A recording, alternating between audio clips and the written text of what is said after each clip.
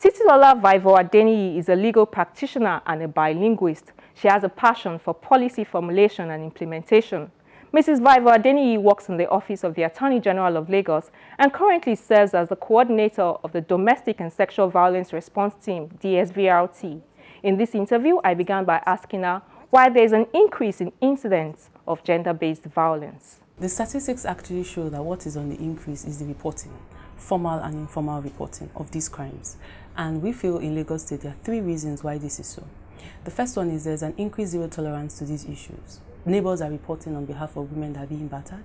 Neighbors are reporting on behalf of children that they see are abused or suspect they are being abused. So there's a zero tolerance issue. Secondly, there's an increase in awareness. People now know the steps to take.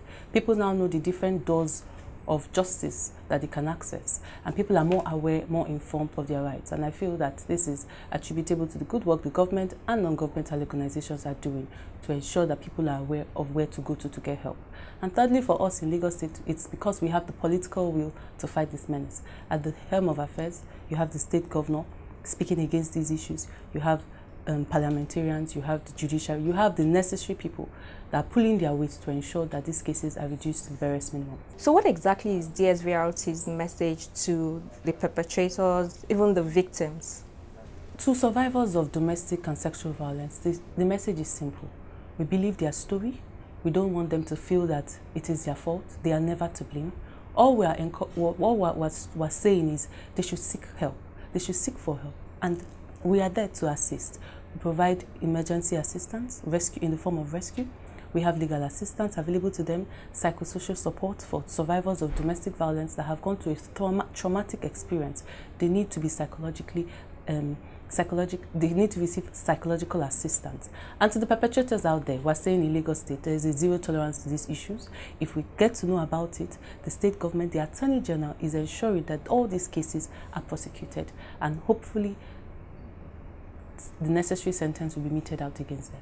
Let's talk about the laws. Do you think that we have enough laws in place, or is it a problem of enforcement? The issue is not the law. We have enough laws. For child rights, we have the Child Rights Law. The embodiment of all the rights of children is contained in the Child Rights Law 2007.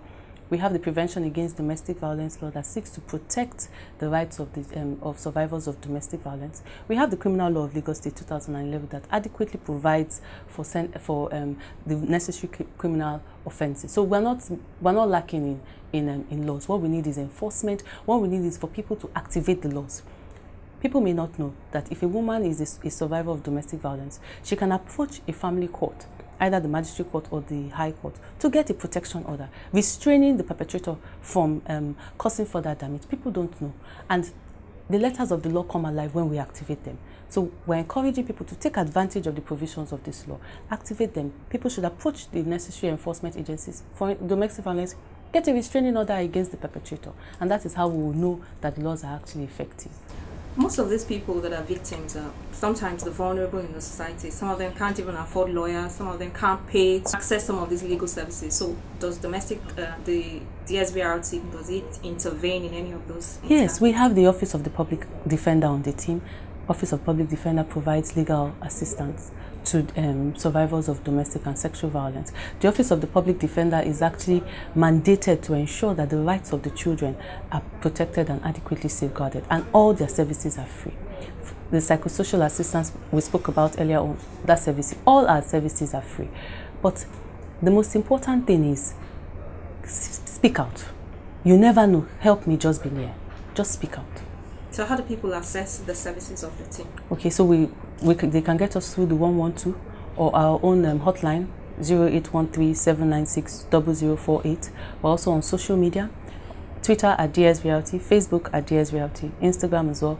And we have an active website. We actually have an online chat portal where we have clinical psychologists that can give real life assistance to survivors of domestic violence and child abuse. You recently engaged the men in a walk, but what's the message? Why did you target the men? You know, statistics actually show that it's mostly men that perpetrate these acts. And if we're addressing perpetrators and we're addressing would-be perpetrators, there's a need to involve them in the conversation. We need to know, let them appreciate their role as men. what is their role as a bystander? If you're in a group of men and a man is saying, oh, I raped this girl last night, she didn't consent, but I still had my way, and the other men are keeping quiet, they are acquiescing to that, basically they are condoning that act. So men, we are urging men to see themselves as flag bearers against sexual and gender-based violence. Men need to engage men. We've had several walks in the past, but this is the first ever all-male walk in Lagos State. We wanted men to speak to their fellow men that it's not cool to hit your wife, it's not cool to hit your woman, it's not cool to have unlawful sexual intercourse with somebody and think that you're a man. We're trying to promote positive masculinity. See yourself as a protector of the vulnerable. See yourself as change agents. See yourself as ambassadors. And we feel that we can only communicate that message when it comes from the men who generally perpetrate these acts. So going forward, what's the feedback that you've gotten from this work, and what does the team intend to do?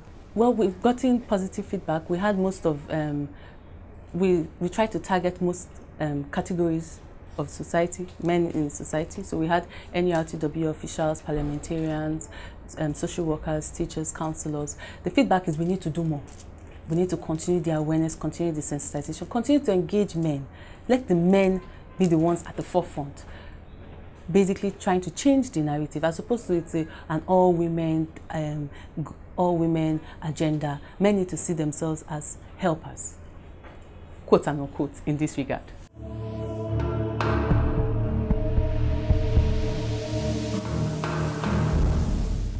Welcome back. Some of the courts across the country are scheduled to resume from the annual vacation this week, with the setting up of a National Prosecution Coordination Committee by the federal government to ensure the effective prosecution of high-profile criminal cases in the country. We take a look at some of those cases that also have high public interest. We must correct the gaps in our legal system that are exploited to frustrate the process of justice. A number of anti-corruption cases have been rendered inconclusive due to legal limitations. By his various statements, President Muhammadu Buhari has left nobody in doubt of a strong commitment to the war against corrupt individuals in the country. However, 1 year into his administration, the problem of delay in the process of justice delivery remains largely unresolved. It is a fact that none of the corruption-related cases commenced since President Muhammadu Buhari came into power has been concluded. Most of them are at best at the trial stage, close to 9 months after they commenced.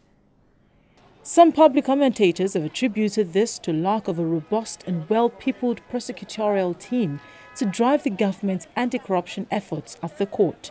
These commentators argue that whereas the defendants engage a variety of lawyers who bring different flavor to the defense, often at high cost, the same cannot be said for the prosecution, which is oftentimes handled by a few lawyers who are overstretched, a situation which contributes to the delay experienced in the handling of most of these cases.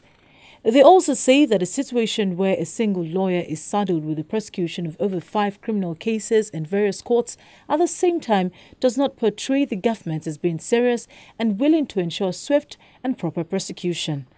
Some of these arguments may have informed the setting up of the National Prosecution Coordination Committee by the Attorney General of the Federation and the Minister for Justice.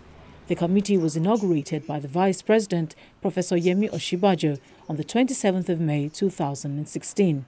It is on record that cases in this country were before now compromised along the investigation process. Following the inauguration of the committee, the AGF Abubakar Malami SAN on August 10, 2016 directed agencies with the power to prosecute to compile all pending cases in various courts across the country. The AGF said the committee would then determine which of the cases fall within the category of high-profile cases to be taken over by the National Prosecution Coordination Committee. Some of the cases expected to be taken over by the committee are those of the Senate President, Senator Bukola Saraki, the pension scam fraud in the office of the head of civil service of the Federation, the infamous oil subsidy scam, and the Central Bank of Nigeria currency scam. Other cases are those indicted over funds for the purchase of arms to fight Boko Haram, and that's talking about the former National Security Advisor, Colonel Sambo Dasuki, PDP chieftain Olisa Metu, and the former chairman Dar Communications PLC, Raymond Dokwesi. Those also on trial include a former Chief of Air Staff, Air Marshal Adeshola Amosu, a former Chief of Defence Staff, Air Chief Alex Bade, a former Minister of Aviation, Femi Fani-Kayode, former Minister of Finance, Nenadi Usman, legal practitioners, Ricky Tafa, SAN, Ebolu Adegburuwa, amongst others. Going forward, many believe that the federal government needs to take a second look at the core issues of lack of proper investigation of cases taken to court for trial and also proper funding of the prosecution.